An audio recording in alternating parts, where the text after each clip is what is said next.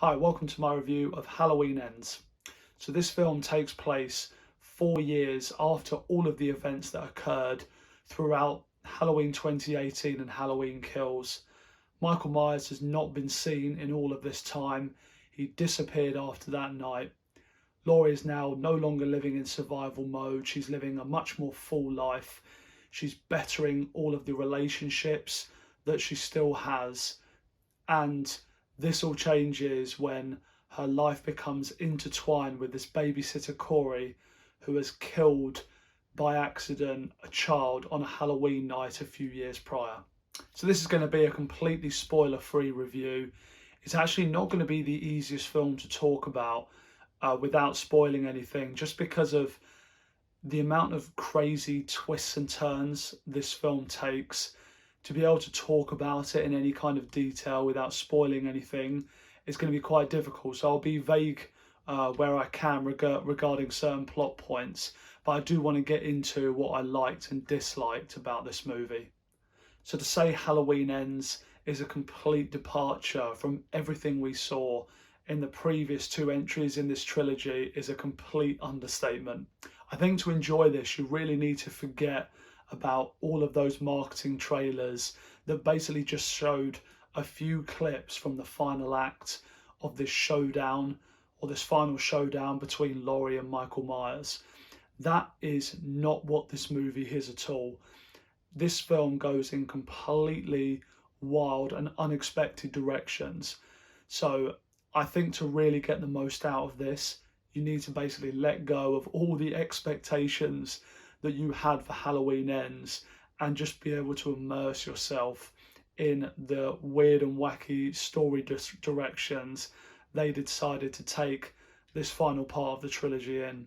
I suspect a lot of the people who are expecting the usual sort of Halloween fare with Michael Myers you get in these set of films are probably going to be quite disappointed and put off by the directions they chose to go here. So here at the opening of Halloween Ends, we get introduced to this new character, Corey, who is babysitting for this family, and the kid that he is babysitting for is being a complete nightmare and locks Corey up in this room.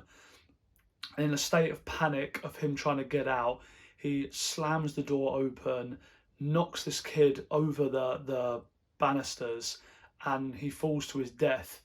It's a completely wild conclusion to this opening scene, but a very effective one. And I was really interested to see how this was going to be interconnected with all of the plot lines and events that have taken place. So Corey is now our main character we're following, and he forms a relationship with Allyson. And I think this makes a lot of sense given what Allyson has been through the events of everything that's happened in Haddonfield in her life. Corey seems like the kind of person that I could buy into forming a connection with.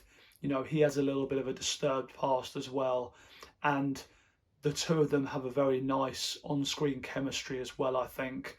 It definitely helps that the guy that plays Corey is a really good actor, and I could definitely buy into the relationship that these two characters have. I actually like Laurie Strode a lot more here than I did in the previous two. The way she's been written here, the story arc she's given, made it a lot easier for me to connect with her character. I really felt in the previous two entries, she was a lot more of a one-dimensional character and didn't have much else to her other than the fact that she wanted to stop Michael Myers, which, given the time between the events of the original and now, was very difficult for me to buy into. Whereas here, she's a lot more fun.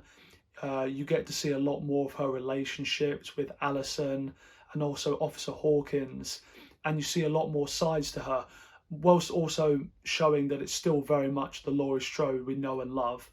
But I think her character development and arc here is a lot more convincing, a lot more interesting than it has been in those first two. So if you can get on board for this setup, following this completely different character and just immersing yourself with this completely different story direction they're deciding to go with, I think you'll get a lot out of the first hour of this movie. There's some interesting character work. There's a lot better dialogue, in my opinion, than the previous two Halloweens, and there are quite a few things to enjoy here. The one thing that makes this unusual in this set of movies is the fact that there has been nothing yet at all on Michael Myers. It doesn't even really feel like a horror film or a Halloween film up until this point. And then right in the middle of this movie, it decides to take an extremely weird and wild turn. We're finally reintroduced to Michael Myers in a way that I won't spoil, and I'll let you go and see it to decide how you feel about it. But it was bizarre, and the film takes a very different tone, I think, from this point onwards. And I will say that some of this stuff I was on board for. It's a very wacky story direction they take, and they've done this a lot in the Halloween franchise before. They've gone a lot of strange story directions, a lot of strange twists and explanations for what's going on and what's orchestrating all of the events, and to a mixed degree of success, I would say, among them. But this one goes in a more wild direction, I think, than any of them have done before. And if you're not married to the Halloween franchise, like I'm not really, I don't mind when they go off, try something completely new, and take some risks. And that is certainly what they do here. So I think if you can watch this without any expectations of what you want them to do, I think you'll be interested by where they decide to go here. But saying that, there are a lot of very strange scenes here, and definitely not all of them good. One of the problems I really have here with Halloween Ends is that it raises further questions, especially about the nature of Michael Myers. It's been hinted at in previous entries about whether he's a man or whether there is some kind of supernatural element at work, especially given how much his physical body is able to take, and him be able to seemingly keep going on and on despite that.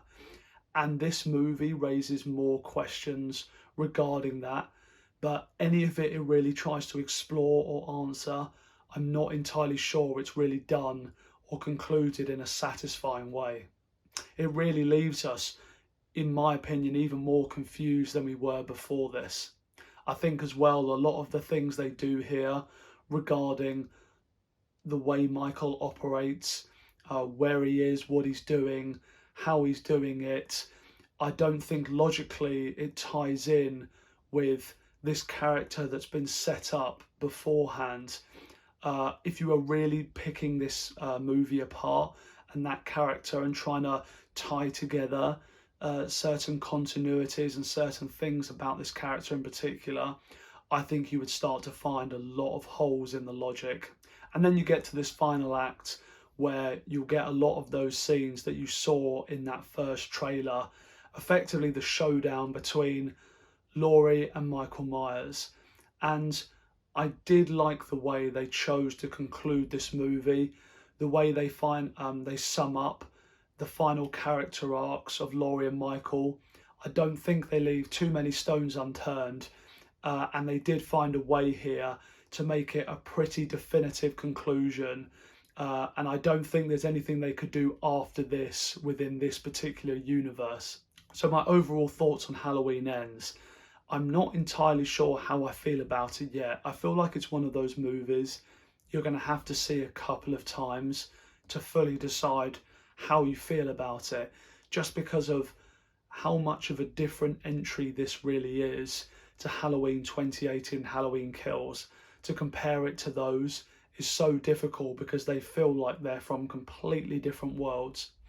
I think perhaps it was a mistake to bring a brand new character in so late into this storyline here, and it does to some extent feel like it was planned as the movie was being made. It doesn't feel like when they started out this trilogy that this whole character arc with Corey was ever included in that. I'd be amazed if they were talking about this storyline here when they were first getting together to discuss the beginning of Halloween 2018. I can't imagine that's the case. So I think potentially that was a mistake, but what they did do with it here and the way they executed it here, I did quite like, honestly. I liked his character, and I do admire the film for a lot of the bold and crazy decisions they decided to take here. But it is certainly flawed. There is a lot of problems here, a lot of those problems as well that existed through the first two films in the trilogy. Some strange moments, some things not properly explained, some conveniences and plot holes in logic that aren't properly tied together. So it could, again, have done with more time tightening those things up, I think. But overall, I would say it is an enjoyable experience and one you should go to see to form your own opinion on. So I'm going to give this a 3 out of 5 rating, but I do think on repeat watches, this is going to be the one film more than any other in this franchise that has the potential to move up or down. It's one that I don't feel completely decided on yet, and I think it's going to take a few more watches to really decide how I've settled on this movie. But for now, I'm going to give it a 3 out of 5. So thank you very much for watching along these set of Halloween film reviews that I've done. I'm going to be doing a great big Halloween franchise ranking, all 13 of the entries together ranked, which I think will be very interesting to see how a lot of these compare over this 40-year span of these movies being released. So definitely join me for that. Please subscribe and like this video if you've enjoyed yourself watching, and I'll see you next time.